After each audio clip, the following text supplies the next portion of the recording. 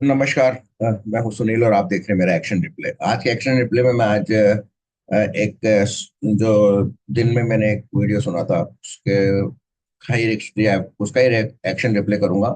वैसे मैंने आपको 2-3 दिन पहले एक महाराष्ट्र की स्थिति पर एक वीडियो बनाया था जिसमें शरद पवार की जन्मदिन के बारे में मैंने बात की थी, और मैंने उसमें डिस्कस किया था कि किस तरह से शरद पवार और भारतीय जनता पार्टी के शीर्ष नेतृत्व यानी कि अमित शाह के बीच में कुछ बातचीत चल रही है, और किस तरह से एनसीपी के कुछ सदस्य वहां पे पाला बदल लेंगे और एनसीपी एनडीए के समर्थन में आ जाएगी।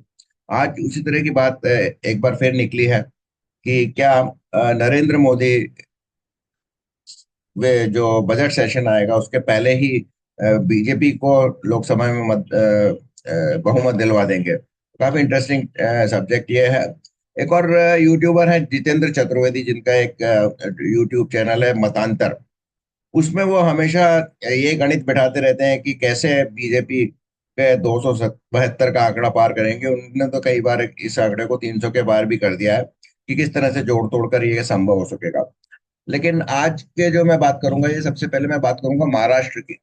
महाराष्ट्र में कल मंत्रिमंडल ने शपथ ली और कुल 39 मंत्री, दो उप मुख्यमंत्री और एक मंत्री चीफ मुख्यमंत्री को मिलाकर बने। तो मेरा वहीं से मैंने पिकअप किया जो कि शरद पवार से बातचीत हुई थी कि क्योंकि बंच ऑफ एमपीज जिनके बीजेपी या एनडीए में की तरफ शिफ्ट होने के चांसेस हैं वो महाराष्ट्र में ही है। महाराष्ट्र में शरद पवार के करीब 8-9 एमपी हैं और शिवसेना के 13 एमपी हैं।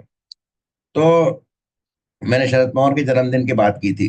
तो जो ये मंत्रिमंडल का जो गठन हुआ, इसमें 19 मंत्री बीजेपी के हैं, 11 शिवसेना के हैं और 9 एनसीपी के हैं। और इसमें बीजेपी के सब बड़े नेता जो उनके चंद्रशेखर बावनकुले हैं, चंद्रकांत पाटिल है, पंकजा मुंडे को भी इसमें जगह जगह मिल गई है। उनके भाई धनंजय मुंडे को एनसीपी की तरफ से रिप्रेजेंटेशन मिला है। तो इस तरह से ये कुल मिला के अच्छी एक मंत्रिमंडल हो गया है। और वहाँ पे शायद नागपुर में जो विधानसभा का सेशन होगा उसके बाद वो शेप में आ जाएगा मंत्रिमंडल। और इस मंत्रिमंडल में शिवाजी छत्रपति के एक वंशज भी हैं।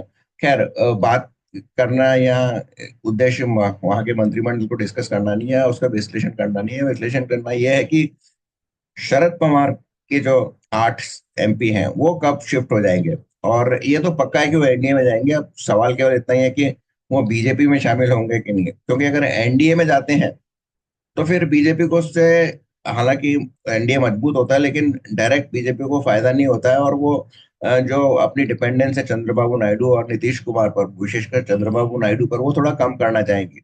हालांकि चंद्रबाबू नायडू ऐसा कोई डिमांड नहीं करते हैं कि ब्लैकमेलिंग की या हम वो समर्थन खींच लेंगे। वो केवल अपने स्टेट्स के लिए कुछ प्रोजेक्ट्स वगैरह मांगते रहते हैं। और पहले भी यही हुआ था कि वो जो उनके केंद्र में जो सचिव वगैरह होते थे उनसे अच्छे संबंध होते थे और वो अपना काम वहां से निकाल लिया करते थे।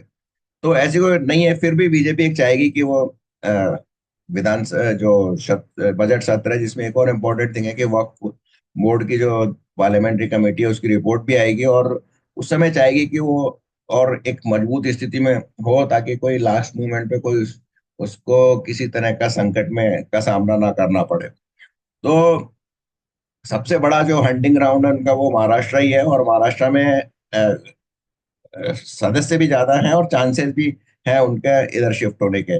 तो इधर प्रफुल्ल पटेल जो एनसीपी के हैं और जो अजित पवार गुट के हैं वो भी मंत्री बनना चाहते हैं। और उनको मंत्री बनने में एक ही जो बीजेपी की शर्त रहती है कि पांच लोकसभा सदस्यों पे एक मंत्री बनाएंगे।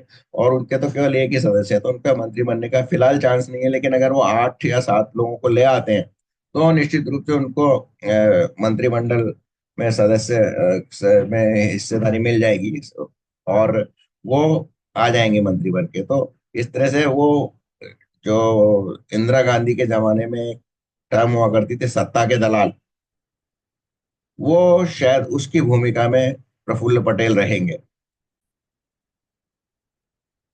तो ये तो एक अजीत पवार के गुट के बारे में अजीत पवार एनसीपी के बारे में बात है। और दूसरी बात है कि शिवसेना की एक और समाचार आ रहा है कि शिवसेना के जो 13 सदस्य हैं उनमें से अधिकतर ने प्रधानमंत्री या अमित शाह से मिलने का समय मांगा था, जो कल तो शायद नहीं दिया गया था। हो सकता है आज उनको शायद समय मिला और मुझे इसकी समाचार नहीं है कि उनकी मीटिंग हुई है कि नहीं है। तो अगर प्रधानमंत्री से उनकी मीटिंग हो जाती है और किसी तरह का कोई समझौता हो जाता है तो पूरी की पूरी शिवसेना बीजेपी के सदस्य बीजेपी में मिल सकते हैं और इसमें उनकी कोई अड़चन भी नहीं आएगी, ऐसा पॉसिबल है। कोई एंटी डिफेक्शन बैन उन पे नहीं लगेगा। और दूसरी तरफ जैसे मैंने बताया, प्रफुल्ल पटेल को तो बोल ही दिया गया है कि आप एमपी लाओ, बीजेपी में शामिल करवाओ और आप मंत्री पद ले लो। तो इस तरह से महाराष्ट्र की ये कहानी है। जहां तक चंद्रबाबू नायडू का सवाल है, जैसा मैं पहले भी कह चुका हूँ, उनपे तो जो पवन कल्याण है वो वहां पर मोदी जी के एक हनुमान है वहां पर। और वो चंद्रबाबू नायडू को इधर उधर नहीं जाने देंगे।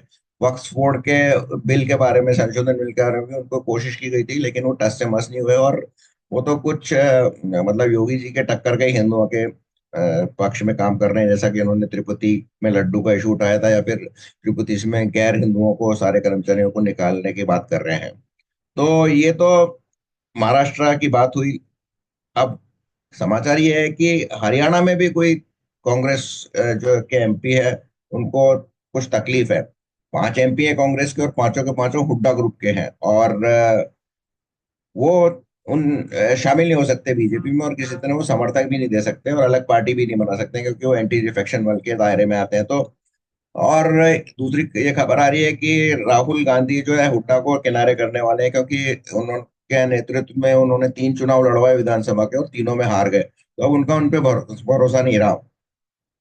तो ये जो 5 हुड्डा के सदस्य हैं ये शायद रिजाइन कर दें और फिर वापस बीजेपी या किसी दूसरी पार्टी के टिकट पे आ जाए। मोस्ट प्रोबेबली बीजेपी के टिकट पे आए। सॉरी। तो इस तरह से ये 5 आदमी का खेल हो सकता है। सबसे बड़ा जो बीजेपी या अमित शाह के लिए जो हंटिंग ग्राउंड होगा वो है समाजवादी पार्टी, जिसके 37 सदस्य हैं।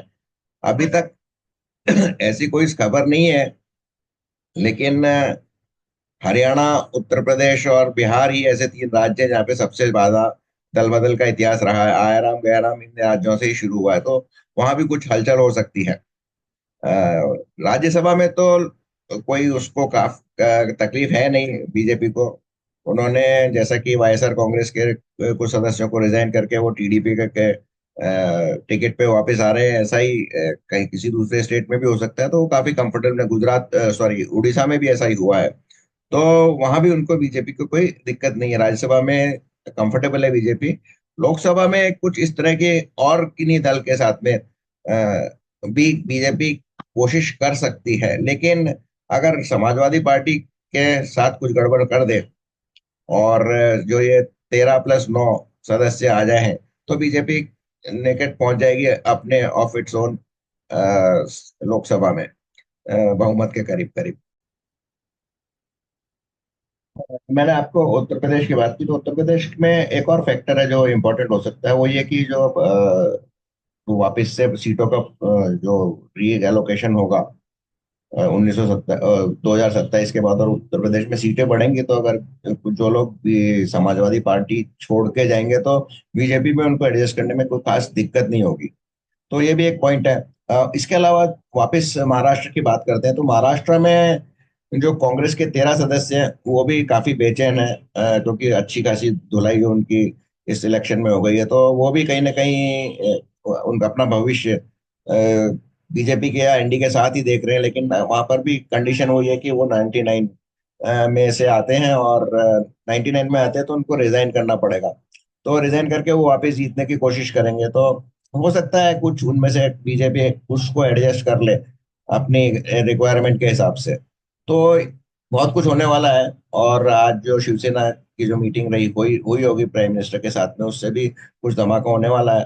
तो आप बिल्कुल इंतजार कीजिए कि कोई ना कोई सेंसेशनल खबर आपको अगले 2-3 दिन में मिलेगी, ताकि उसके बाद जो बीजेपी का अगले 4 साल का, 4 साढ़े 4 साल का सफर है वो बीजेपी सरकार का, वो थोड़ा स्मूथ हो जाएगा। और फिर जो कानून, जो यूनिफॉर्म सिविल कोड है, वक्फ बिल है, और वन नेशन वन इलेक्शन आदि जो भी चीजें हैं वो आसानी से बीजेपी लोकसभा में पास करवा लेगी। राज्यसभा में तो कंफर्टेबल है वो। जैसा कि जो जगनमोहन रेड्डी की जो सदस्य तोड़ टूट रहे हैं, और जो उड़ीसा में बीजेडी के सदस्य टूट रहे हैं और वापस में बीजेपी या एनडीए के रूप में वापस अंदर में आ रहे हैं, तो वहां उनको कोई दिक्कत नहीं होनी चाहिए होगी। और आराम से सरकार चलेगी। तो बने रहिए हमारे साथ और देखते रहिए क्या डेवलपमेंट होता है। कुछ ना कुछ जरूर सेंसेशनल होगा। तो इस बार के लिए इतना ही।